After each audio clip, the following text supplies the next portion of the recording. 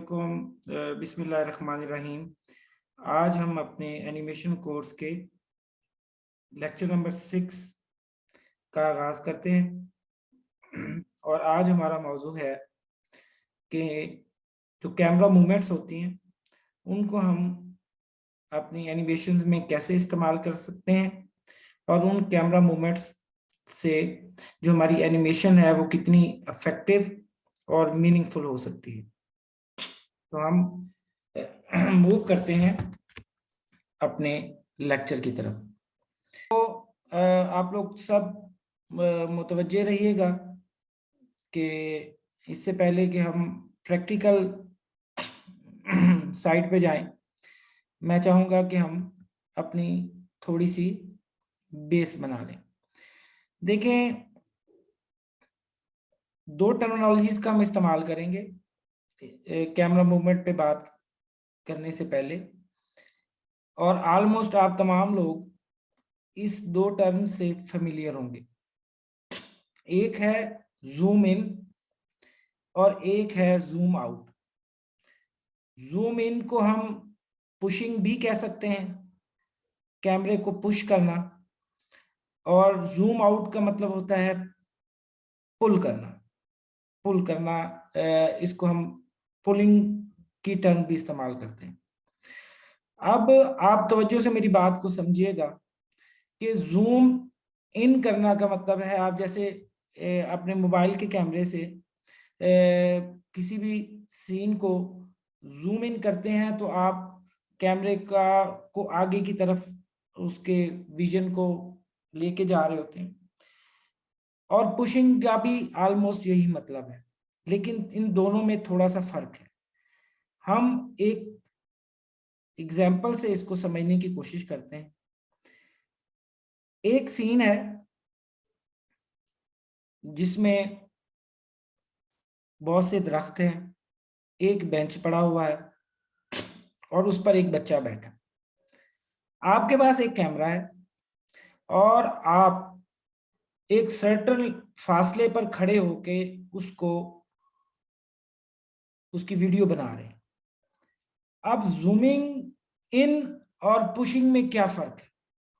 Zooming इन का मतलब है कि आप उसी जगह पर खड़े रहें और अपने जो आपका कैमरा है उसके लेंस को आप जूम करें, और उससे क्या होगा कि वो जो सीन है वो फोकस्ड होता जाएगा उस बच्चे की तक। और जब हम पुशिंग की बात करते हैं तो उस वक्त आप कैमरे के लेंस को नहीं रोटेट करते, आप इटसेल्फ उस बच्चे की तरफ उस कैमरे को ले जाकर ट्रेवल करते हैं, उसकी सिमत में खुद फिजिकली चलते हैं। अब इन दोनों का रिजल्ट क्या होगा? इन दोनों का रिजल्ट, बल्कि मैं आपसे पूछूंगा कि आप ऑब्जर्वर हैं एक जगह पर, लेट्स अज्यूम कि बच्चा जिस बेंच पे बैठा है उसके और आपके दरमियान में 10 फीट का फासला है। पहले सिनेरियो में आप क्या करते हैं, उसके लेंस को रोटेट करते हैं और जूम इन करते हैं, लेकिन आप उसी 10 फुट के फासले को मेंटेन रखते हैं, आप खुद कैमरा लेके मूव नहीं करते। तो इस सीन में क्या होगा, रिजल्ट क्या आएगा? जो रिजल्ट ये आएगा कि जो चीजें हैं, जो उसकी सराउंडिंग्स हैं, पहली बात तो ये है कि वो सीन से गायब होना शुरू हो जाएंगी, और जो जिस पर आप फोकस कर रहे हैं उस करेक्टर का साइज बड़ा होना शुरू हो जाएगा। लेकिन जब आप पुशिंग करते हैं, 10 फुट से 6 फुट तक आप मूव कर रहे होते हैं आगे की तरफ कैमरे को लेकर, तो अब क्या होगा कि सराउंडिंग्स जो है वो भी गायब तो होंगी, लेकिन जो साइज ऑफ ऑब्जेक्ट है वो रिमेन्स द सेम, वो नहीं जो है वो इनलार्ज होगा। लेकिन जब आप जूम इन करेंगे कैमरे के लेंस को, तो उसमें ये होगा कि चीजें बड़ी होती जाएंगी और साइज में बड़ी हो जाएंगी और आकर आप एक करैक्टर के ऊपर रुक जाएंगे। तो ये है फर्क जूम इन का और पुशिंग का। इसी चीज को हम जूम आउट और पुलिंग पर लेकर जाते हैं। अब आपने इसी करेक्टर को फोकस्ड किया हुआ है और अब आप कैमरे को जूम आउट करते हैं, लेकिन आप जिस जगह पे खड़े हुए हैं उस जगह से आप हिलते नहीं हैं।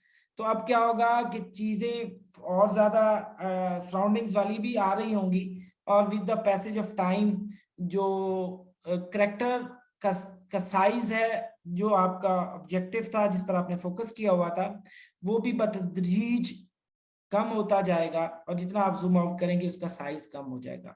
और जब आप पुलिंग कर रहे होते हैं तो पुलिंग में वही बात है कि आप फिर कैमरे को लेकर लेंस को कुछ नहीं कहेंगे, आप with the passage of time Aahista Aahista Aahista physically कैमरे को सीन से पीछे लेके आ रहे होंगे। तो उसका नतीजा भी यही होगा कि सराउंडिंग्स तो आएंगी उस सीन के अंदर, लेकिन जो उसका साइज है करेक्टर का या सराउंडिंग्स का, उसके अंदर कमी बेशी नहीं होगी। ऐसा हम क्यों करेंगे और कब करेंगे? आप एक सीन शुरू करते हैं, वो एक बड़ा कैनवस है, उस बड़े कैनवस पे बहुत सारी चीजें हैं, लेकिन आप अपनी हम एक ऐसा सिनेरियो शुरू करते हैं कि आपने एक टॉक शो का सीन जनरेट किया, और आपने सबसे पहले कैमरा अपनी एक पोजीशन पे रखा जिसमें ऑडियंस को जो फर्स्ट सीन नजर आया उसमें ये नजर आ रहा है कि कुछ लोग बैठे हैं, स्टेज लगा है, एक इंटरव्यू लेने वाला है, एक इंटरव्यू देने वाला है, माइक है, टेबल पड़ा है, बैकग्राउंड में की कुछ चीजें आपने लगाई हुई हैं, और फिर आप उस कैमरे को वो शख्स जो इंटरव्यू ले रहा है उसके ऊपर जूम कर देते हैं इन, ताकि वो अब अपनी बात को शुरू कर सके। और जो ऑडियंस है उसकी तवज्जो जो है, ऑडियंस मीन वो लोग जो आपकी ये एनिमेशन वीडियोस देख रहे हैं, अब सिर्फ और सिर्फ उस करेक्टर की तरफ फोकस्ड हो जाए कि जो बात कर रहा है, और वो सराउंडिंग्स जो है वो आपकी जो ऑडियंस है और जो व्यूवर्स हैं उनकी तवज्जो को अपनी तरफ मबजूल ना करवा सके। और जब हम जूम आउट का करते हैं तो ये भी एक आर्ट है, ये एक हुनर है, आपने किस वक्त कैमरा मूवमेंट्स को किस तरह इस्तेमाल करना है। आप एज्यूम करते हैं एक छत है, सॉरी आपको नहीं पता कि छत है, एक करेक्टर है जिस पर कैमरा रखा हुआ था आपने, और यहां से आप एक सीन शुरू करते हैं। अब ये वाइस वर्सा है, जब जूम इनकी बात है तो आपने एक पूरे स्टेज से अपने सीन का आगाज किया और एक करेक्टर पर, एक सीन पर, एक ऑब्जेक्ट पर आकर मरकूज कर दिया कैमरा। और जब आप जूमिंग आउट की टेक्निक को इस्तेमाल कर रहे होंगे तो तब आप एक करेक्टर से, एक ऑब्जेक्ट से कैमरे को स्टार्ट करेंगे, मींस अपने सीन को स्टार्ट करेंगे, और वहां से फिर आप उसको जूम आउट करके उसको फिर बाद में सराउंडिंग्स दिखाएंगे। लेट्स सपोज आप एक सीन अपने करेक्टर से शुरू करते हैं और वो थोड़ा सा उदास है, यहां से आपका सीन शुरू होता है, और ऑडियंस को इस वक्त नहीं पता कि ये करेक्टर क्यों उदास है, और वहीं पे आप अपने ऑडियो के इफेक्ट्स भी डालते हैं और बाकी टेक्निक्स भी इस्तेमाल करते हुए कैमरे को जूम आउट करते हैं। और जैसे ही आप जूम आउट करते हैं तो देखते हैं कि करेक्टर है वो रात का वक्त है, वो छत पे बैठा हुआ था और किसी गहरी सोच में था और उदास था। तो इस बात की समझ आपके ऑडियंस को तब आएगी कि वो कहाँ पर बैठा हुआ था, उसकी सराउंडिंग में क्या था, जब आप ये कैमरे का जो इफेक्ट है जूम आउट का वो लगाएंगे। आप सीन शुरू करेंगे करेक्टर से और फिर उसको जूम आउट करते जाएंगे, जैसे जैसे आप जूम आउट करेंगे एटमॉस्फेयर की चीजें उसके अंदर सराउंडिंग्स की ऐड होंगी, तो पता चलेगा कि जब वो करेक्टर पे फोकस था तो उस वक्त नहीं पता चल रहा था कि उसके आसपास क्या है। जब जैसे ही आपने जूम आउट किया तो पता चला कि घर है, उस घर की छत पे बैठा हुआ है और छत पर रात का वक्त है और सितारे जग जो है वो चमक रहे हैं, और वो किसी गहरी सोच में मुब्तला है और सोच में बैठकर वो शायद उदास है। तो ये होती हैं कैमरे की मूवमेंट्स। अच्छा, अब तीसरा मरला होता है कैमरे की मूवमेंट को हम कैसे इस्तेमाल कर सकते हैं। आइए अब हम उसका प्रैक्टिकल डिमॉन्स्ट्रेशन को देखते हैं। ये एक सीन है आपकी नजर के सामने, हम इसको प्रीव्यू करते हैं और आप देखिएगा कि अभी तक हमने इसके ऊपर कोई कैमरा मूवमेंट्स अप्लाई नहीं की। तो बेसिकली ये आप देख रहे हैं कि कैसा दिखता है, कुछ खास बात नहीं है इसमें। इस सीन में 4 लोग एक टेबल पे बैठे हैं, लैपटॉप पर काम कर रहे हैं और हर कोई अपने काम में मगन है। और जो पीछे करैक्टर है वो शायद कॉफी या इस तरह की कोई चीज बना रहा है। अब हम ये राइट साइड पे आपको ये कैमरा नजर आ रहा है, तो अब आप कैमरे पे क्लिक करेंगे और ऐड कैमरा करेंगे। जैसे ही हम ऐड कैमरा करेंगे तो आप देखिए कि आपको पूरे सीन में एक कैमरा नजर आ गया।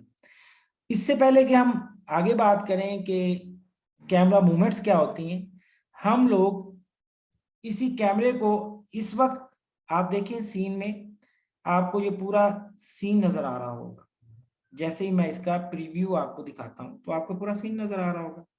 मैं ये सीन ही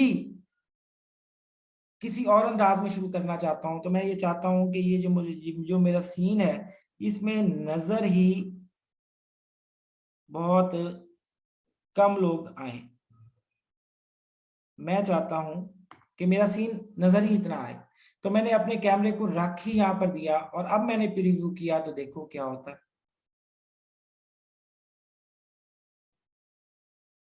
देखें, अब वो चौथा करैक्टर जो लैपटॉप पे काम कर रहा है वो भी नजर नहीं आ रहा, और बैकग्राउंड में क्या है क्या नहीं, हमारे कैमरे ने सीन को स्टार्ट ही यहीं से किया।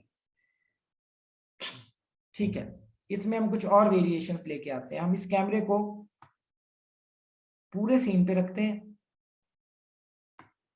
और अब हम इसमें कैमरा मूवमेंट ऐड करते हैं। अब सीन स्टार्ट यहीं से होगा और हम ऐड कैमरा मूवमेंट करते हैं। अब ये देखिए, जब से मूवमेंट कैमरा पे ऐड किया तो आपको देखिएगा एक और कैमरा नजर आ गया।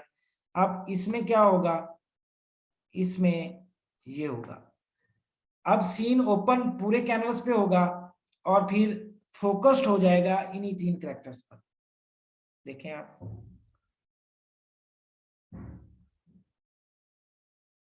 ये देखें सीन पूरा शुरू हुआ और फोकस्ड हो गया इन 3 पर। सारी बात है, आप इस चीज को एडजस्ट कर सकते हैं। ये बहुत तेजी से कैमरे ने मूव किया, हम इसकी स्पीड को हम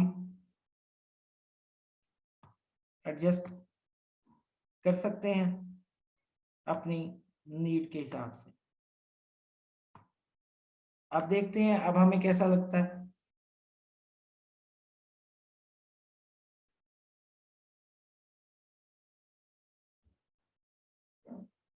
अब देखिए, अब हमने इसके दौरानियों को बढ़ा दिया, कैमरा मूवमेंट वही है, और अब जो हमारा कैमरा है वो आहिस्ता आहिस्ता हमारे कैरेक्टर्स, फोकस्ड कैरेक्टर्स की तरफ जा रहा है।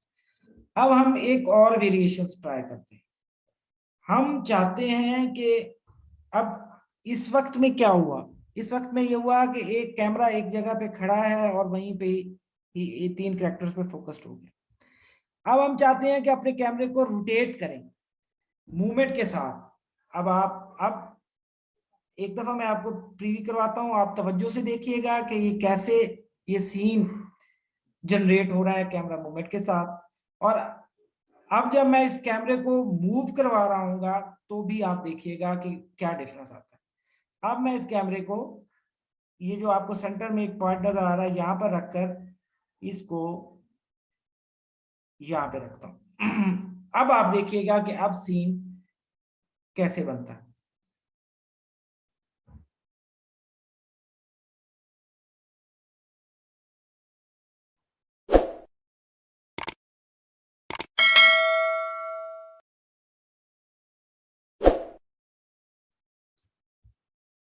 अब आपने देखा कि जब मैंने कैमरे पर कोई मूवमेंट नहीं लगाई थी तो फिर हमारा कैमरा शुरू होता था और ये जो सेंट्रल में फीमेल करेक्टर है, इसी को मद्देनजर रखते हुए इन तीनों करेक्टर्स के ऊपर आके रुक जाता था। जब मैंने इसकी मूवमेंट दाएं तरफ लगाई तो अब कैमरा स्टार्ट होता है, यानी कि पिछले सीन में क्या होता था कि जैसे ही कैमरा रोटेट करता था वो इन तीन करेक्टर्स पर आकर रुक जाता था, और जब सीन एंड हो रहा है तो यही तीन करेक्टर स्क्रीन पर मौजूद रहते थे। अब मैंने जो मूवमेंट लगाई है इससे कैमरा आगे की तरफ भी जा रहा है, और लेकिन वो राइट साइड पर भी मूव कर रहा है, और फिर ये जब सीन खत्म होता है तो ये तीनों करेक्टर्स जो हैं वो सीन में नहीं रहते, बल्कि ये दो करेक्टर सीन पे रह जाते हैं। हम इसको अंदर और वेरिएशंस को भी अप्लाई करते हैं।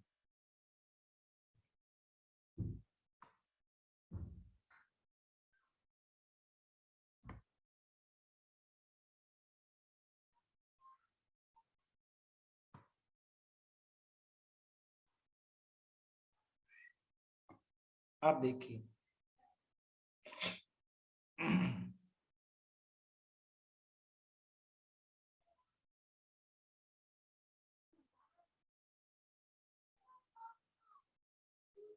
अब क्या हुआ, हमने बिल्कुल ही एक करेक्टर को फोकस कर दिया, और जब हमारा सीन खत्म होगा तो ये लास्ट वाले टू करेक्टर्स जो हैं वो फोकस्ड में आ जाएंगे। तो इस तरह हम जो है वो अपने कैमरा मूवमेंट्स को अप्लाई करके अपनी जो एनिमेशन है उसको पावरफुल कर सकते हैं। हम अगर चाहें तो यहाँ से भी कैमरे पे दिया, यहाँ से आप इसको देख रहे हैं, जो डिले है इसमें हम बता सकते हैं कि कितना आप उसको डिले करना चाहते हैं, कितनी ड्यूरेशन का वो सीन है, आप starting point, ending point, X axis, Y axis, इसको कम। आज मैंने आपका बेसिक कंसेप्ट बनाने की कोशिश की है कैमरा मूवमेंट के हवाले से, और फिर इसकी जो डिटेलिंग है और मजीद डेप्थ में ये काम कैसे करता है, पोजीशनिंग कैसे हम कर सकते हैं, और उनको प्रैक्टिकली प्रोजेक्ट्स में हम इस्तेमाल कैसे करेंगे, इस पर हम फिर सहर हासिल गुफ्तगू आने वाले लेक्चर्स में भी करेंगे। ये जो वीक है ये बहुत इंपॉर्टेंट है। इस वीक में हमने बहुत से बेसिक्स और एडवांस टूल्स सीखने हैं, और इन फ्यूचर हमने नेक्स्ट वीक से प्रोजेक्ट ओरिएंटेड काम करना है, जिसमें फिर हम असाइनमेंट बेस्ड काम करेंगे, ताकि हम ज़्यादा से ज़्यादा उस प्रैक्टिकल वर्क को सीख सकें और समझ सकें। अब हम कुछ और ट्राई करते हैं।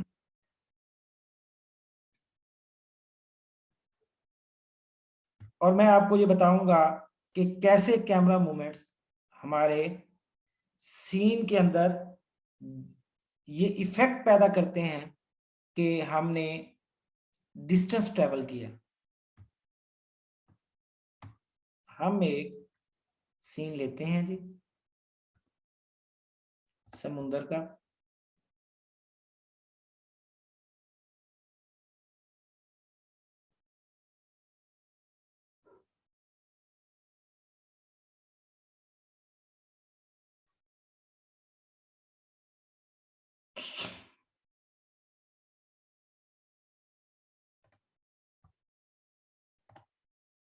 इस सीन को हम प्ले करते हैं ताकि बेसिकली मैं आपको दिखाऊं कि ये सीन कैसा दिखता है। ये इसका बेसिक सीन है। अब हम ये चाहते हैं कि हम ये तासुर दें कि ये जो कश्ती है ये समुंदर में सूरज की तरफ सफर कर रही है, क्योंकि यहां पर हमें ऐसा कोई तासुर नहीं मिल रहा। अब आप मेरी बात को फॉलो कीजिएगा और देखिएगा कि हम इस वेरिएशंस को कैसे अप्लाई करते हैं। मैंने इसके ऊपर मोशन पाथ लगा लिया,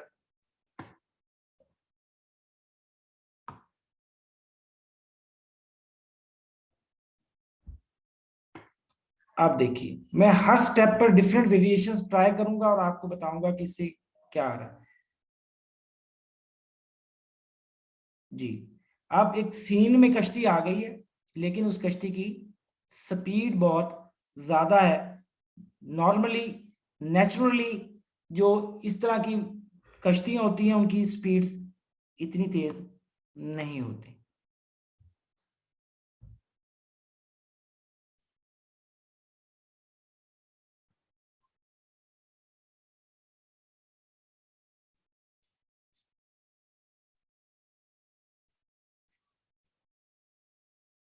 ठीक है, अब हम इसको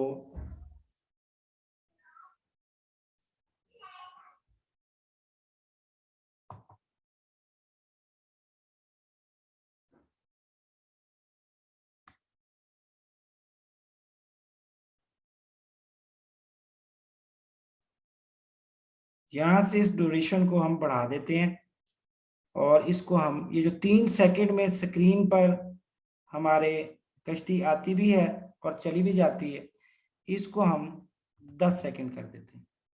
और अब हम इस इफेक्ट्स को देखते हैं। अब हमारी कश्ती जो है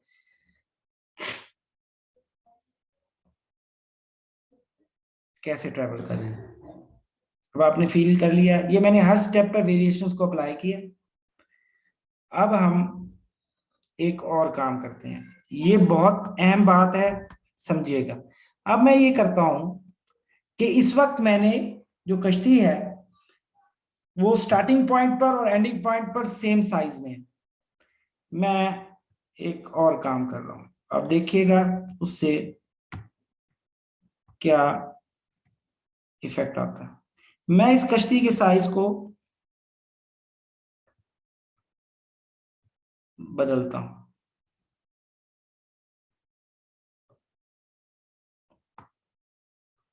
ये देखिए मैंने कश्ती के साइज को छोटा कर दिया।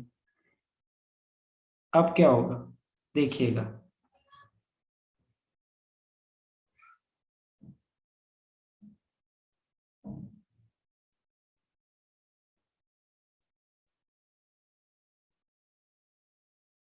देखा आपने, सीन वही है, कश्ती वही है, लेकिन जब मैंने ये मोशन पाथ लगाया, अब आपको पहले ऐसे लग रहा था कि हम सामने खड़े हैं और कश्ती हमारे सामने से गुजर रही है। अब जब मैंने इसके एंड वाले पॉइंट पर इसके साइज को कम कर दिया है, अब ये फील आ रही है कि कश्ती समुद्र पर सामने की तरफ, सूरज की तरफ ट्रेवल कर रही है। ये इंप्रेशन आ रहा है कश्ती का। हम इसको इसको मजीद रिफाइन करते हैं और फिर आप देखिएगा कि आपको रियल टाइम फील क्या आती है। अब ये वो वेरिएशंस हैं जो मैं आपको बता रहा था। अब हम क्या करते हैं, ये जो हमने 10 सेकंड किए थे, हम इसको 15 कर देते हैं। अब देखिए, नाउ फील द डिफरेंस। और मैंने कश्ती के साइज को भी छोटा किया। अब देखिए, अब ये तासुर ये जाएगा कि ये कश्ती सामने समुद्र में ट्रेवल कर रही है। अच्छा, अभी भी रियल टाइम फील नहीं आ रही। अब ये रियल टाइम फील कैसे डालनी है कि कश्ती वाकई कर रही है। अब यहां पर जो चीज हमें चाहिए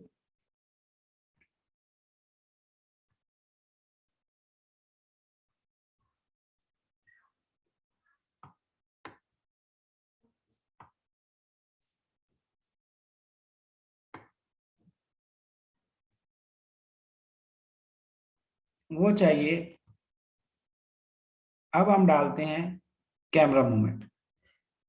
अभी मैंने सिर्फ कैमरा डाला है, अब मैं इस पर मूवमेंट भी डालता हूं।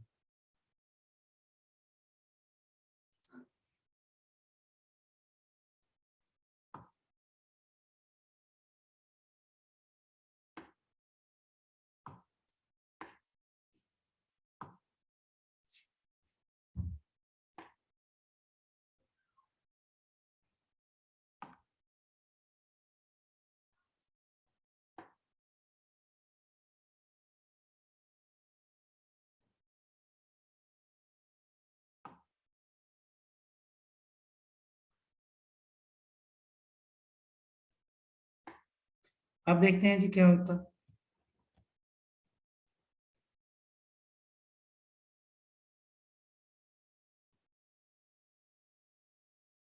अब देखिए, अब कश्ती के साथ हमारा कैमरा मूव कर रहा है और साथ साथ सराउंडिंग में से समुंदर भी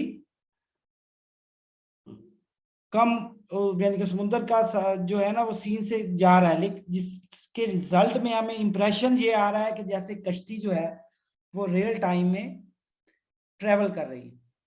दोबारा देखिए, अब आपको ये फील आ रही होगी कि वाकई ही कश्ती चल रही है। उसका साइज भी छोटा हो रहा है, साथ साथ कैमरा भी लगा हुआ है और वो कैमरा की मूवमेंट भी चल रही है। तो यही बात मैं आपको बताना चाह रहा था कि ये हमने कहाँ से सीन शुरू किया था और कितनी तरह की हमने वेरिएशंस डालकर उसके अंदर हमने ऐड की। अब हम अगर इसमें साउंड इफेक्ट्स भी डालते हैं तो फिर हम देखते हैं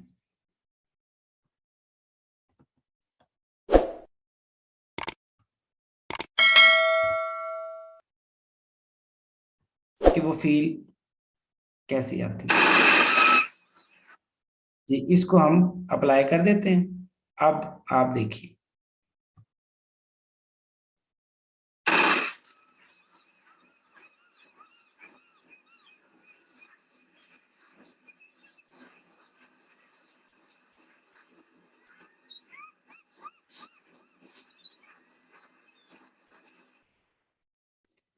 अब हम इसको थोड़ा, अब समुद्र की आवाज आ रही थी लेकिन परिंदों की आवाज भी आ रही थी, लेकिन सीन में परिंदे नहीं थे। हम इसके अंदर परिंदों को भी ऐड कर देते हैं।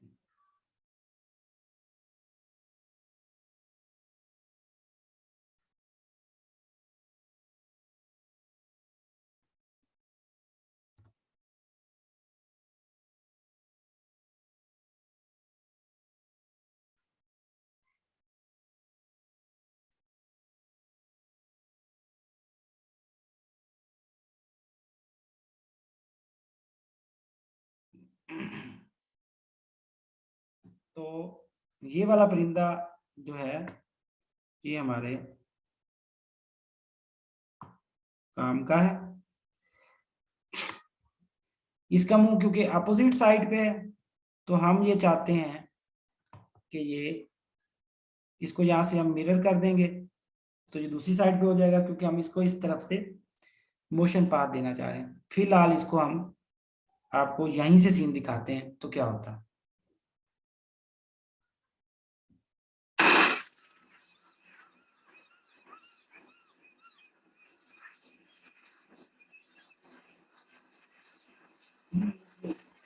नेचुरल फील नहीं आ रही, बस वो नेचुरल वो अपना उड़ रहा है लेकिन फासला तय नहीं कर रहा।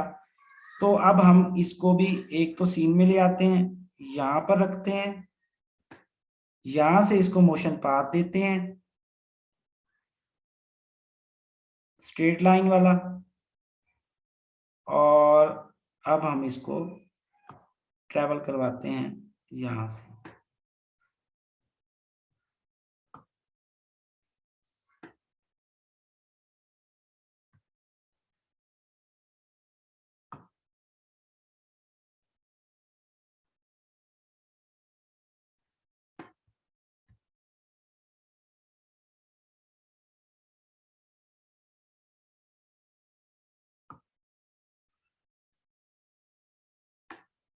अब देखिए, अब सीन कैसा बनता है।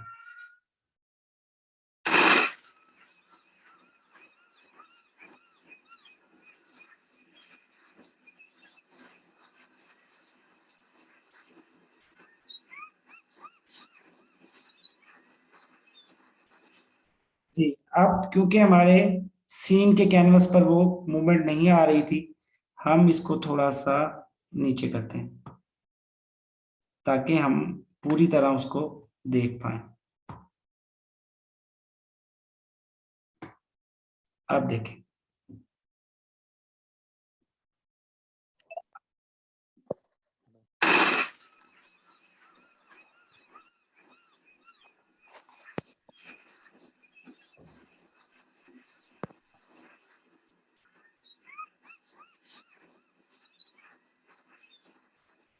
अच्छा, अब इसमें हमने क्योंकि उसके साइज को कम नहीं किया, ये ऐसा दिखाई दे रहा है कि कश्ती तो परे जा रही है, लेकिन ये जो हमारा परिंदा है ये हमारे सामने से गुजर रहा है। तो वही तरीका हम इधर अप्लाई करते हैं ताकि ऐसा फील हो कि जो हमारा ये बर्ड है वो भी हमारी कश्ती के साथ ही ट्रेवल कर रहा है। आप देखें,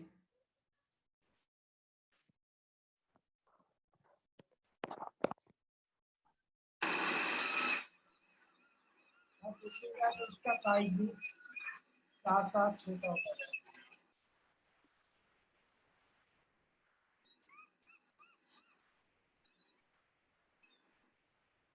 तो अब अगर हम जो बात कर रहे हैं वो ये कर रहे हैं कि हम जो परिंदों की आवाज है वो भी एक से ज्यादा आ रही है। तो आप भी यहाँ पर इस टाइमलाइन में इस परिंदे के पीछे एक और परिंदा भी लगा सकते हैं, वो उस तरह करके ट्रेवल कर सकता है। तो ये एक प्रैक्टिकल डिमॉन्स्ट्रेशन थी कि हम चीजों को कैसे अपने आइडियाज के हिसाब से बिल्ड कर सकते हैं उस वक्त तक जब तक हम वो परफेक्ट सीन अपनी रिक्वायरमेंट के मुताबिक जनरेट नहीं कर लेते। तो आज तक के लिए इतना था। अब फोरम आपके पास है, आपका कोई भी सवाल हो वेलकम किया जाएगा उस सवाल को, ताकि आपने कोई अंडरस्टैंडिंग कंसेप्ट के हवाले से क्लैरिफिकेशन चाहिए तो मोस्ट वेलकम। जी, आप सवाल कर सकते हैं।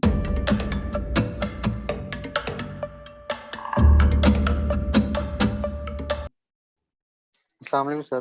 वालेकुम अस्सलाम। सर सर क्वेश्चन ये था, बोट को वेव पाथ कैसे देना है? वेव पाथ दें तो वो सही मूव नहीं करती, वो काइंडली सिखा दें थोड़ा। देखें जी, अच्छा, अब जब हम वेब पाथ की बात करते हैं ना तो उसमें आपने ना, अब इधर आ जाए,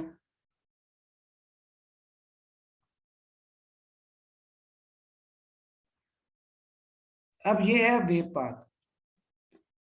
अच्छा, अब आप इसको यहाँ पे अप्लाई करें। तो इससे पहले कि हम इसको अप्लाई करें, हम रियल टाइम में देख लेते हैं कि अब क्या होता है।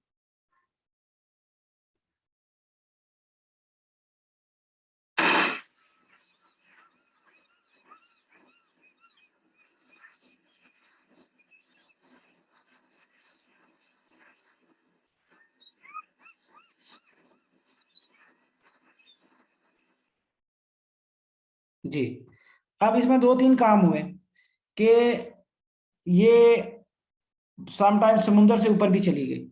ये जो आपके नॉट्स हैं ना, यहाँ से आप हर एक एक नॉट को अपनी जरूरत के हिसाब से एडजस्ट कर सकते हैं। एक आप देखें इस पे,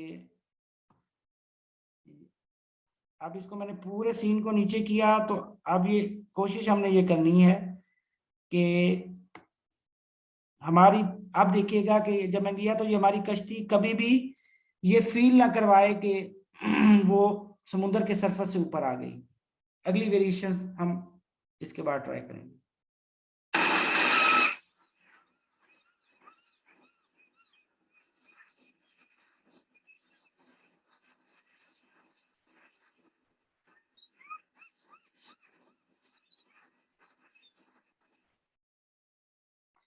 अब इसकी स्पीड कुछ ज्यादा है तो हमने इसकी स्पीड को यहां से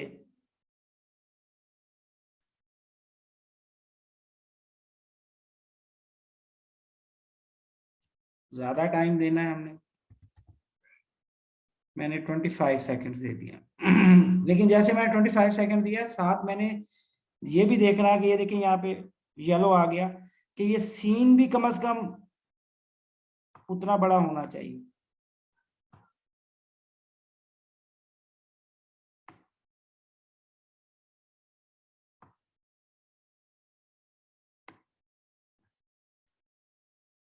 क्योंकि अगर सीन का ड्यूरेशन भी उतना बड़ा नहीं होगा तो ये सीन कंप्लीट ही नहीं हो पाएगा।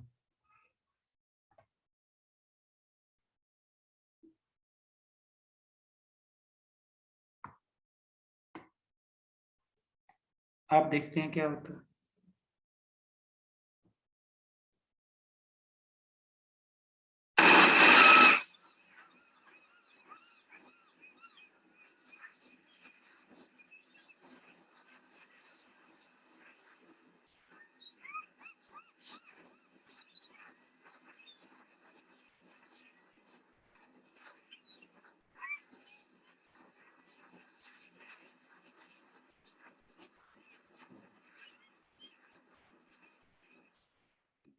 अब ये सीन कंप्लीट कर लिया, लेकिन जैसे हमने सीन की वेरिएशंस की तो उसके साथ फिर हमें और भी वेरिएशंस करनी पड़ेगी। अब ये देखें यहां से फिर मैं अब इसको जैसे ही स्ट्रेच करूंगा, अब ये देखें ये नॉट स्ट्रेच होती जाएगी। अब हम इसको एक एक को बिल्ड करेंगे अपनी जरूरत के हिसाब से। एक नीचे एक ऊपर,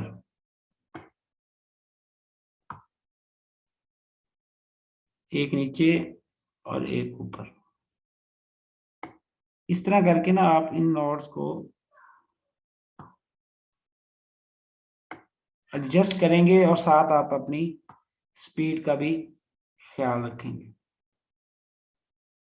जैसे अप एंड डाउन मोशन होती है वो आपने इसके अंदर लेके आनी है।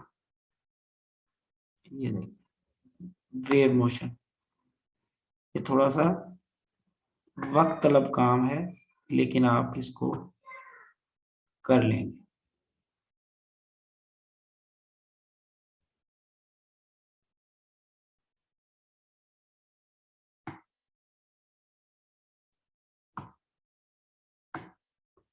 तो इस तरह करके इसको आपने ना खुद अपने हिसाब से टाइज को बनाना है। अब हम इसको इसके टाइम को एडजस्ट करना है। और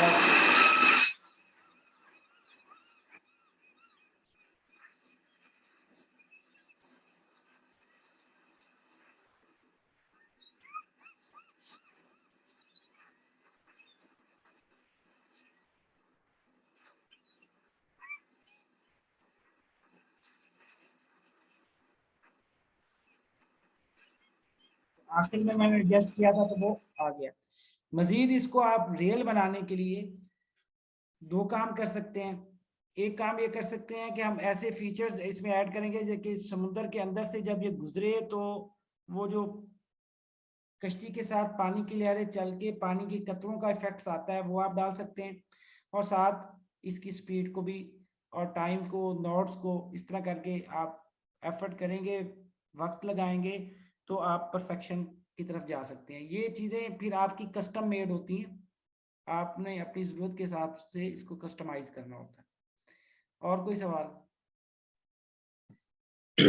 सर मेरा एक सवाल है कि अगर हमारे पास 3-4 करेक्टर है और हम चाहते हैं कि वो बारी बारी पहले कैमरा एक पे जूम हो फिर दूसरे पे जूम हो, जैसे स्टोरी टेलिंग होता है, जी ताकि वो बोल सकें, वो कैसे करेंगे हम?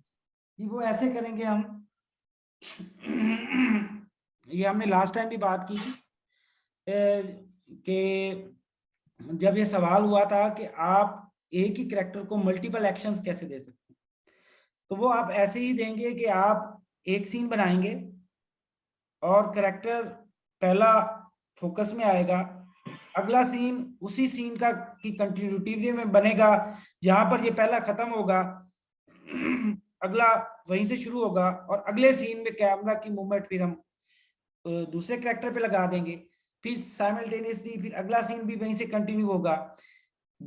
बैक एंड पे ये ऐसे इंप्लीमेंट होगा, लेकिन जब ऑडियंस या व्यूअर्स देखेंगे वो ऐसे ही लगेगा कि क्योंकि सीन कंटिन्यूसली चल रहा होता है तो ऐसे लगेगा कि ये एक ही सीन में ही कैमरा जो है वो मुख्तलिफ कैरेक्टर्स की तरफ जा रहे हैं। इसके साथ फिर ना सिर्फ कैमरा मूवमेंट होगी बल्कि साथ वो जो डायलॉग्स डिलीवरी है वो भी आप डिफरेंट कैरेक्टर्स को डिफरेंट डायलॉग्स असाइन करेंगे, तो वो जब कैमरा उधर जाएगा तो वो भी साथ साथ बात भी करेंगे। Okay sir, thank you. और कोई सवाल? अस्सलाम वालेकुम सर। वालेकुम सलाम। सर मेरा क्वेश्चन ये है कि क्या हम बैकग्राउंड में कोई इमेज वगैरह यूज करके उसको मूव करवा सकते हैं, जबकि ऑब्जेक्ट हमारा स्टैटिक ही रहे लेकिन ऐसा लगे कि ऑब्जेक्ट चल रहा है और जो बैकग्राउंड है वो मूव कर रहा हो? जी हम ऐसा कर सकते हैं और ये हम ऐसा करेंगे। हम जी अगर सर। हम ये अगर ये मतलब बनाना चाहते हैं कि एक जहाज है और वो एक किसी भी जगह पे उड़ रहा है और ऐसा फील आए कि बैकग्राउंड बदल रहा है और जहाज डिस्टेंस ट्रेवल कर रहा है, तो हम ऐसा कर भी सकते हैं और हम करेंगे भी। यस सर, ठीक। ठीक हो गया जी, thank you so much, stay blessed. जी सर।